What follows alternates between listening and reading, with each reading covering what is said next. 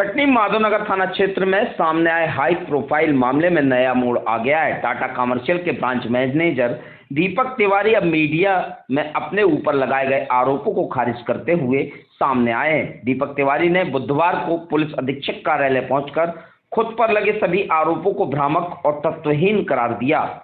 उन्होंने कहा, जो खबरें मीडिया में चलाई जा रही हैं वो एक तरफा और पूरी तरह से गलत हैं। मैं खुद थाने गया था और मेरी महिला सहयोगी उस वक्त फ्लैट में अकेली थी। दीपक तिवारी ने इस पूरे मामले को पारिवारिक विवाद की उपज बताया और आरोप लगाया कि उनकी पत्नी सानू तिवारी ने जानबूझकर उन्हें बदनाम करने की कोशिश की है। उन्होंने पुलिस अधीक्षक से निष्पक्ष जांच की मांग करते हुए कहा कि मेरी छवि को जिस तरह से धूमिल किया गया उससे न केवल मेरी सामाजिक प्रतिष्ठा को ठेस पहुंची है बल्कि मेरी नौकरी भी खतरे में पड़ गई। बता दें कि पूरा मामला हाउसिंग बोर्ड कॉलोनी के एक निजी फ्लैट से जुड़ा है, जहां महिला कर्मचारी के साथ दीपक तिवारी की मौजूदगी की सूचना पर उनकी पत्नी मौके पर पहुंची और माधवनगर पुलिस को बुला लिया।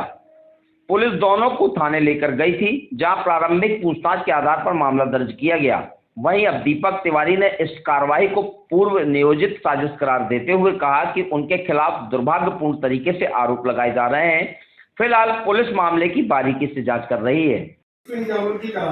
एसडीएम महोदय के पास से इसको जमानत करानी पड़ी। सर, जो वास्तविक तथ्य ये है सर, घटना कुछ और है सर। ये जाके द्वारा एक शिकायत पत्र दिया गया, आपसे क्या चर्चा की गई, किस मामले बात की गई? देखिए, अभी दीपक तिवारी द्वारा एक शिकायत पत्र दिया गया है जिसमें उनका कहना है कि उनकी जो पत्नी है उनकी छवि को धूमिल कर रही है और उनको प्रताड़ित कर रही है और लगातार इस बारे में शिकायत की जा रही है।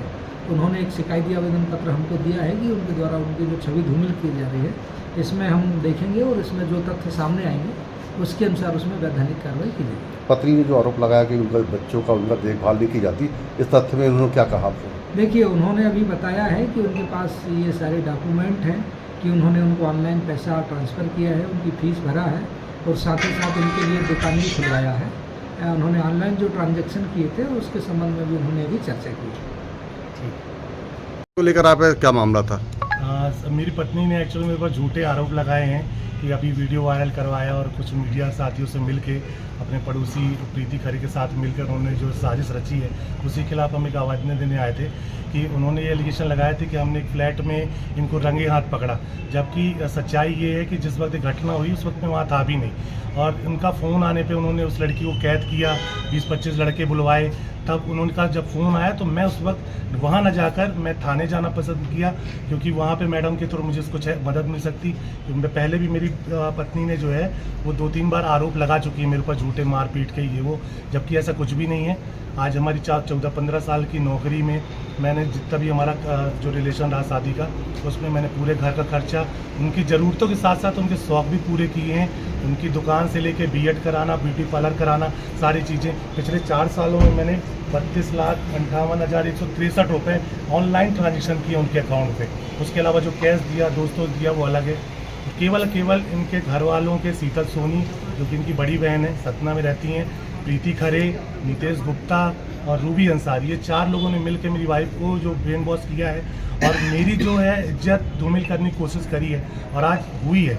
मेरे साथ साथ उन दो लोगों की जो इज्जत गई है, उसमें से एक लड़की बेचारी जिससे केवल हमारी एक दोस्ती आ रही है, एक ऑफिशियली जिसको बोलते हैं हमारी बात होती है, चीज़ें हैं, उसकी इज्जत गई, बेचारी सीधे घर की है।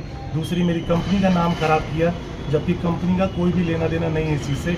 आज मेरी कंपनी 60 सालों से एक रेपुटेटेड कंपनी है जो हमके एम्प्लॉय ने एक फैमिली की तरह रखती है, तो आज उसका भी इज्जत इन्होंने ख़राब करी है। तो मैं चाहूँगा बस कि ये झूठी रिपोर्ट का खंडन हो और इन लोग सब मिलकर सारी चीज़ें मेरी जो है वो करें और मेरी कंपनी की और उस लड़की की इज्जत और हमारी इज्जत जो गई है उसको वापस लिया जाए। और जो ये झूठी रिपोर्ट चला रहे हैं इनके खिलाफ और जो साजिश रची गई है जिन लोगों के खिलाफ, उनके खिलाफ कड़ी से कड़ी कार्रवाई की वो चाहते हैं। आपको आरोप लगाया कि आप बच्चों का ख्याल ही रखते, उसकी फीस का और घर का ख्याल ही रखते, पत्नी को प्रताड़ित करते हैं। सर, बेटी मेरी आज 13 साल की हो गई है, स्कूल में आज 8वीं में है। बेटा मेरा अभी फर्स्ट क्लास में इस साल गया। कभी कभी क्या होता है, मिडिल क्लास लोग हैं, कभी कभी आज की चीज़ें कल हो जाती हैं, तो उसमें मेरी पत्नी का आरोप था कि लेट हो जाता है। आज 13-14 सालों में मेरी पत्नी 1 महीने की फ़ीस का भी अगर रिकॉर्ड दे दें, आज हर स्कूल में ऑनलाइन पेमेंट होती है, 1 महीने का भी रिकॉर्ड दे दें मेरे को कि आज मैंने फ़ीस जमा करी, मैंने बच्चों को पढ़ाया, तो मैं अपनी गलती एक्सेप्ट कर लूँगा। आज मेरे पास बच्चों की फ़ीस से रिलेटेड, आज जिस घर पे वो रह रही हैं उसका पूरा खर्चा, आपका बिजली बिल 22-23 हज़ार रुपये का बिजली बिल आता है, वो इनकी गाड़ी की किस्त, इनके पास एक गाड़ी है जो मैंने अपने दोस्त से फाइनेंस करवाई थी, उसकी गाड़ी किस्त भी मैं अपने अकाउंट से कटवाता हूँ। आज 4 साल की दुकान हो गई है जिसमें मैंने इतना पैसा दिया लोन लेकर, आज मेरे पास 34-35 लाख का लोन है। आज मैंने अपने सारा पैसा इनकी दुकान में लगा दिया। मेरे पास कुछ पैसा था कैश जो हम इमरजेंसी फंड में घर पे रखते थे, कुछ गोल्ड खरीदा था इनके लिए, डायमंड की रिंग थी, ये सारा पैसा इनकी बहन ने अपनी साजिश के तहत कैश में घर मंगवाया, जिसकी मेरे पास ऑडियो रिकॉर्डिंग इन दोनों की बहनों की बात की है कि आप पैसा लेके घर आज यहाँ आ जाओ, हम अकाउंट में ट्रांजेक्शन नहीं करना है तो दिखेगा, तो आप हर महीने पैसा जितना हुआ कर ले आओ। नीतीश गुप्ता द्वारा ये बोला गया कि जैसे दीदी और भैया बोलते हैं आप ये चीज़ करो और पूरी चीज़ सोना चांदी अपने कब्जे में करो और उसके बाद उसको उठा के आप फैसला लो और उसको लात मार के अलग करो। क्या नाम है आपका? दीपक तिवारी नाम है मेरा, मेरी पत्नी का नाम सानू तिवारी है।